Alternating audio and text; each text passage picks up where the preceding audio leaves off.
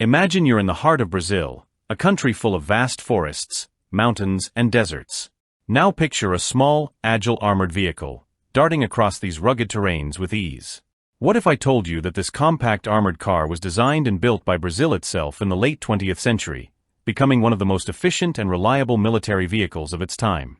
Stick around, because today we're diving into the story of the Engesa EE-3 Jararaca, a vehicle that changed the game for armored cars, and one that many military experts still admire.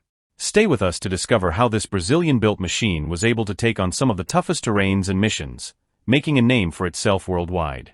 The year was 1980.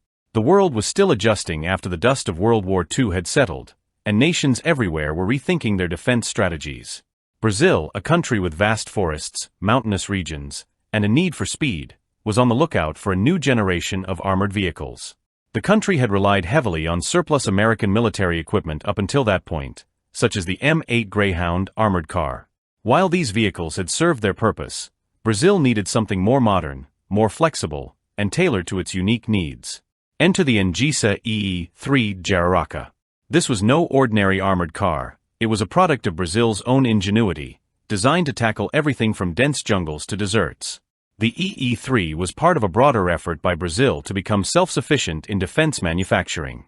While countries like the United States and the Soviet Union had been developing and producing high-tech weapons and armored vehicles, Brazil had set its sights on creating something entirely its own. The name Jararaca refers to a venomous snake native to Brazil, known for its speed and deadly strike. And just like its namesake, the EE-3 was designed to be quick, stealthy, and deadly when needed. The vehicle had a 4x4 wheeled configuration, meaning it could quickly navigate through rough terrains without breaking a sweat. With a weight of just 5.8 tons, it was light enough to be nimble yet sturdy enough to handle the challenges that the Brazilian army might face. At just 4.2 meters in length and 1.6 meters in height, the EE-3 was compact, which made it ideal for rapid reconnaissance missions. In contrast to larger, heavier armored vehicles, it could squeeze through narrow pathways, dodge obstacles, and stay out of sight when necessary. This small but powerful armored car could travel at speeds of up to 100 kilometers per hour, making it one of the fastest vehicles in its class. But speed wasn't the only thing the EE-3 offered.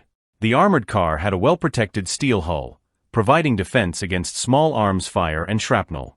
In fact, it had sloped surfaces and 2 layers of steel, which gave it an edge in terms of protection. It wasn't invincible, but it was certainly tough enough to survive most battlefield conditions. Inside, the vehicle was designed with a 3-man crew, a driver, a vehicle commander, and a gunner. The driver sat at the front center of the hull, while the commander occupied the middle left and the gunner manned the machine gun or turret. The vehicle had a large hatch above the crew members for easy access and a hinged door on the right side for quick exits and entries. This attention to detail made the EE-3 not only a highly effective military tool, but also a user-friendly one. Under the hood, the EE-3 was powered by a Mercedes-Benz OM314A diesel engine that could generate 120 horsepower. This engine helped the vehicle achieve a top road speed of 100 km per hour, which, for an armored car, was quite fast. The range was also impressive, with a total operational range of 700 kilometers, meaning the EE-3 could cover long distances without needing to refuel frequently. The vehicle also had a central tire pressure system, CTPS, a feature that allowed the crew to adjust tire pressure based on the terrain. This was especially useful for navigating difficult environments, such as sandy deserts or muddy swamps. Imagine driving through a thick jungle with trees and rocks everywhere. With the CTPS, the vehicle could adjust its tire pressure to ensure maximum traction, making it incredibly versatile in any situation. Now, let's talk about the armament. The EE-3 wasn't just fast and maneuverable, it was also armed to the teeth. In its most basic configuration, the vehicle could carry a 7.62mm medium machine gun, MMG, on a pintle mount.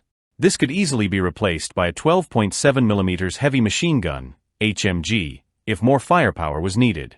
However, the EE-3 could also be equipped with a 20mm RH-202 automatic cannon, making it capable of engaging larger threats with precision and power. In addition, the vehicle could carry anti-tank guided missiles, ATGMs, including the French-made Milan system, making it a serious threat to enemy tanks and armored vehicles. For added versatility, Some EE-3s were fitted with 60mm mortars for indirect fire support, meaning it could fire shells over obstacles, targeting enemy positions without directly seeing them. But that's not all. The EE-3 could also be equipped with smoke grenade dischargers, which could obscure the vehicle's movements and provide cover for escape or surprise attacks. These features combined made the EE-3 a well-rounded multi-purpose vehicle that could handle a variety of combat scenarios. One of the most interesting variants of the EE-3 was its role as a nuclear, biological, and chemical (NBC) reconnaissance vehicle. This version had a raised hull roof to accommodate additional equipment designed to detect and counter nuclear, biological, or chemical threats. With the rising tensions of the Cold War, countries like Brazil needed vehicles capable of operating in environments contaminated by chemical or nuclear weapons, and the EE-3 filled that role perfectly.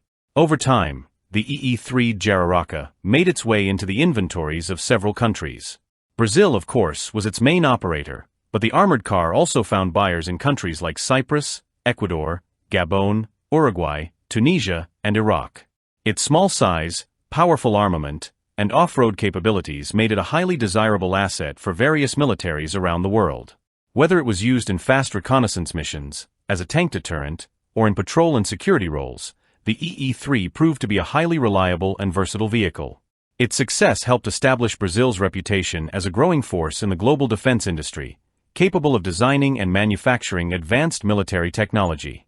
Despite its relatively small size, the EE-3 Jararaca has left a lasting legacy in the world of armored vehicles. It represents the innovative spirit of Brazil during the late 20th century, a time when the country was striving to become self-reliant in terms of defense technology. The vehicle's mix of speed, mobility, firepower, and protection made it a highly effective tool for the Brazilian army and other nations who adopted it. Today, the EE-3 may no longer be in widespread use, but its impact remains. It demonstrated that even a small, compact vehicle could pack a powerful punch and perform a wide range of military operations.